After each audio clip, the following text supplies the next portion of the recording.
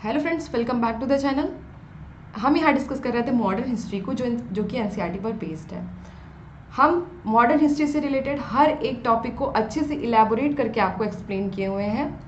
वो पूरी की पूरी वीडियो पड़ी हुई है चैनल पे। अगर आपको डिटेल्ड एक्सप्लेनेशन देखना हो तो आप प्लीज़ उन वीडियो को देखिए। आज हम जो यहाँ पे आपसे डिस्कस करने जा रहे हैं वो राष्ट्रीय आंदोलन की महत्वपूर्ण तिथियाँ हैं। एग्जाम में सीधे सीधे क्वेश्चन पूछता है, सन के बारे में घटना दे देता है, सन और डेट के बारे में क्वेश्चन पूछता है।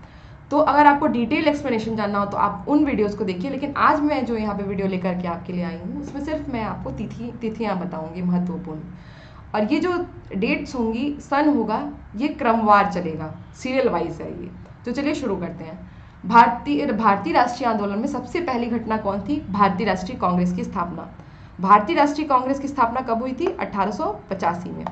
1885 में भारतीय राष्ट्रीय कांग्रेस की स्थापना एलन ऑक्टेवियम ह्यूम द्वारा की गई थी। दूसरा था बंगाल का विभाजन जो 1905 में हुआ था। तीसरा था मुस्लिम लीग की स्थापना जो 1906 में हुई थी। फिर सूरत अधिवेशन, कांग्रेस में प्रथम फूट पड़ती है जिसमें कि कांग्रेस गर्मपंथी और नरमपंथी में डिवाइड हो जाता है, ये 1907 में होता है। 1909 में मार्ले मिंटो सुधार होता है।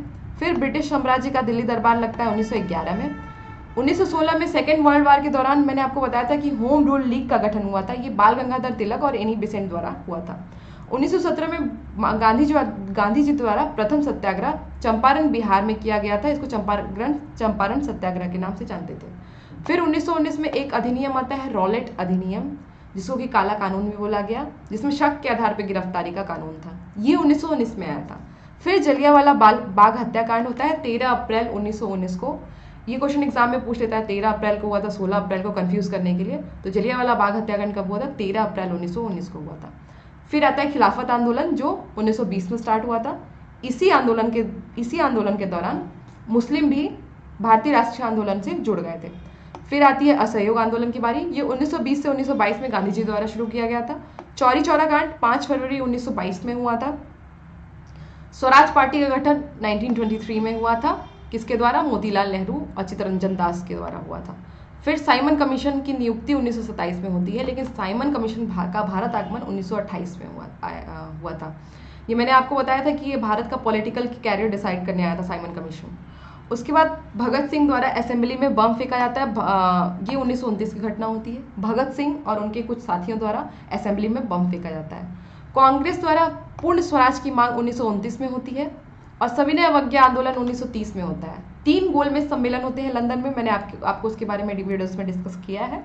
प्रथम गोलमेज सम्मेलन 1930 में होता है, द्वितीय 1931 में और तृतीय 1932 में। द्वितीय गोलमेज सम्मेलन में जैसा कि मैंने आपको बताया था, भीमराव अम्बेडकर और गांधी जी दोनों लोग पार्टिसिपेट करते हैं, जिसमें भीमराव अम्बेडकर SC/ST को अलग से अल्पसंख्यकों का दर्जा दिलवाना चाहते थे।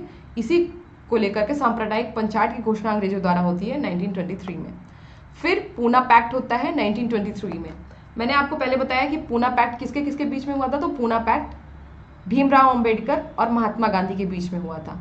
फिर भारत छोड़ो आंदोलन होता है 1942 में। क्रिप्स मिशन का आगमन होता है 1942 में। आज़ाद हिंद फौज की स्थापना होती है 1943 में। किसके द्वारा?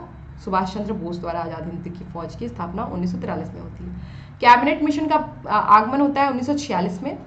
ये 3 मेंबर मिशन था, मैंने आपको पिछले वीडियो में बताया था। अब अगर आपको 3 मेंबर्स का नाम याद है तो आप प्लीज़ वीडियो में कमेंट करके बताइए।